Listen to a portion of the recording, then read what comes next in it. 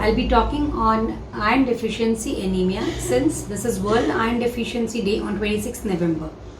Iron is essential for blood production. About 70% of our body's iron is in the form of hemoglobin and it is found in the RBCs, red blood cells.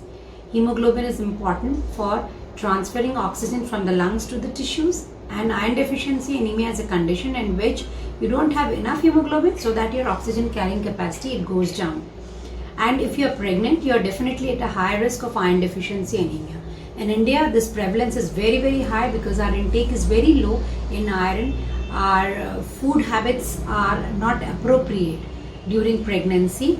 Moreover, there are food fads and changes. Therefore, the body requires additional iron to make hemoglobin for both the mother and the child. If you don't have enough iron stores, or if you're not taking enough of iron, then definitely during pregnancy you could develop iron deficiency anemia. In India, the prevalence is very high, as I already stated, and 50% females are suffering from anemia because they are menstruating every month, and on top of it, the food habits are not very good. Out of which, half of the patients have iron deficiency, and 30 to 60% of the pregnant female have iron deficiency anemia even in the absence of anemia.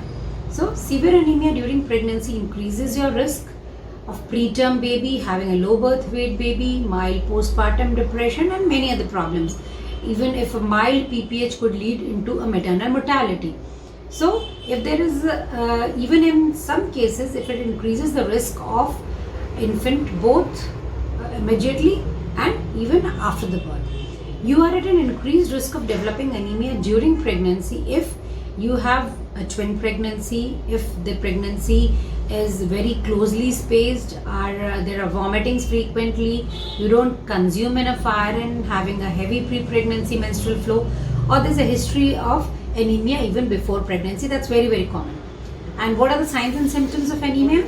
Those would be fatigue, then weakness, pale or yellow skin, irregular heartbeat, shortness of breath, dizziness, chest pain, cold hands, headache and so on. And these are patients that are often seen in our OPD very frequently, and we should relate these symptoms with signs with anemia. Keep in mind that symptoms of anemia are often similar to general symptoms of pregnancy. So even if you have symptoms, you should go for blood test to screen anemia. You need 27 milligrams of iron each day during pregnancy.